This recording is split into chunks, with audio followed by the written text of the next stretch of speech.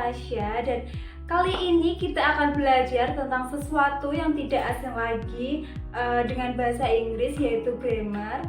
Tetapi kali ini kita tidak akan belajar tentang tenses, melainkan kita akan belajar tentang active and passive voice dalam bahasa Inggris.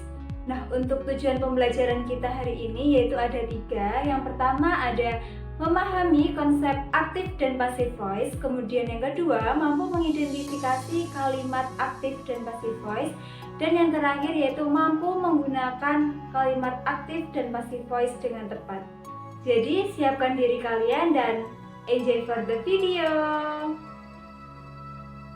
Nah, tapi sebelum kita memulai pelajaran kita hari ini, aku ada info penting nih buat kalian. Jadi aku itu belajar grammar itu dari 2 sumber buku. Yang pertama itu ada English Grammar in Use by Raymond Murphy, dan yang kedua yaitu ada Understanding in Using English Grammar by Betty Scramper-Azar in 3rd edition. Nah, ini adalah 2 buku yang biasanya aku gunakan untuk belajar grammar.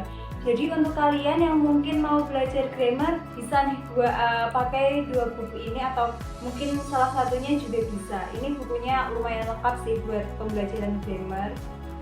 Oke, tanpa banyak basa-basi, yuk kita langsung masuk ke video pembelajarannya. Nah, kita mulai. Yang pertama itu ada definisi dari active dan passive voice. Oke, yang pertama kita mulai dengan definisi active voice terlebih dahulu. Jadi active voice itu adalah sebuah kalimat yang dimana subjeknya itu melakukan sebuah aksi. Contohnya, she reads a book. Mudah kan? Di sini she itu adalah sebuah subjek yang melakukan tindakan membaca atau aksi membaca. Dan kita beralih ke sebelahnya, yaitu untuk pengertian passive voice, yaitu adalah passive voice adalah sebuah kalimat yang dimana subjeknya itu menerima sebuah aksi atau sebuah tindakan. Contohnya itu ada the book is read by her. Nah, di sini itu yang difokuskan adalah bukunya, bukan siapa yang membaca atau siapa pelakunya.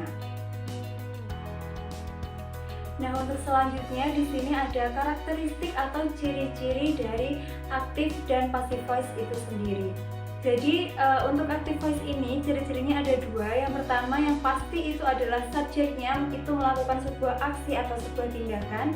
Dan yang kedua itu di dalam sebuah kalimat active voice itu tidak ada atau tidak menggunakan kata by. Sedangkan untuk kalimat pasif di sini ciri-cirinya yaitu objeknya itu menjadi subjek dan biasanya menggunakan kata by untuk menunjukkan pelaku. Kemudian rumus untuk penulisan sebuah kalimat aktif dan passive voice. Yang pertama di sini adalah rumus untuk penulisan sebuah kalimat aktif, ada subject plus verb plus object. Dan untuk sebuah kalimat pasif rumusnya adalah object plus to be plus verb 3 plus by, dan juga diikuti yang terakhir subject. Lalu kapan sih kita bisa menggunakan passive voice? Nah, ada beberapa situasi. Misalnya yang pertama yaitu the performer of the actions is unknown or unimportant. Jadi ketika pelaku tindakan ini tidak penting atau tidak diketahui. Contohnya, the bridge was built in the 1700. Nah, di sini jelas yang penting adalah jembatannya, bukan siapa yang membangunnya. Kemudian yang kedua, the performer of the actions is obvious. Atau ketika pelaku tindakan di sini sudah jelas atau sudah diketahui. Contohnya, Toby was promoted last week. Nah, semua orang tahu siapa yang memberikan promosi, jadi pelakunya tidak perlu disebutkan. Kemudian situasi selanjutnya ada the result of the actions is more important, atau ketika hasil tindakan ini dianggap lebih penting. Misalnya, hundreds of people have had their homes destroyed by the storm. Jadi fokusnya di sini ada pada rumah-rumah yang hancur. Dan yang terakhir itu ada we want to be more polite, atau ketika kita ingin terlihat lebih sopan. Misalnya, we haven't been served, ini terlihat lebih sopan daripada you haven't served us. Nah, untuk selanjutnya di sini ada dua trik mudah untuk menentukan kalimat pasif dan juga kalimat aktif. Nah, untuk yang pertama triknya itu ada rules of X. Jadi tukar objek ini menjadi subjek dan juga ubah bentuk pronounce-nya. Untuk di sini, untuk yang atas ini adalah sebuah kalimat aktif dan untuk yang bawah ini adalah sebuah kalimat pasif. Jadi untuk kalimat aktif itu yang pasti subjeknya berada di paling depan dan untuk objeknya itu berada di paling belakang kalimat. Sedangkan kalimat pasif ini dibalik ya teman-teman. Jadi sebuah objeknya ini berada di paling depan sedangkan subjeknya ini berada di paling belakang. Untuk contohnya ini untuk sebuah kalimat aktif, she sang a song. Nah, sedangkan untuk kalimat pasif di sini ada a song was sung by her. Seperti itu. Nah, untuk trik yang kedua di sini ada bystander. Jadi maksudnya di sini dalam sebuah kalimat pasif itu tindakannya itu diterima oleh seseorang. Nah, untuk biasanya akan ada kata by untuk sebuah kalimat dengan bentuk passive voice. Untuk contohnya yaitu the mechanic is fixing the car. Nah, ini itu termasuk kalimat aktif. Kenapa? Karena bisa kita lihat subjeknya itu berada di depan dan objeknya itu berada di belakang dan subjeknya itu melakukan sebuah tindakan seperti itu. Dan yang kedua di sini ada the car is being fixed by the mechanic.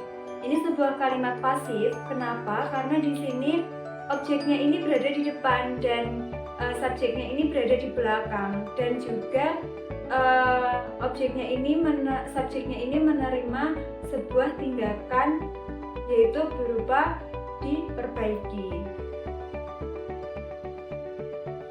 Sekarang kita lihat beberapa tenses dan bagaimana perubahan dari aktif dan pasif itu dilakukan. Jadi simak baik-baik ya.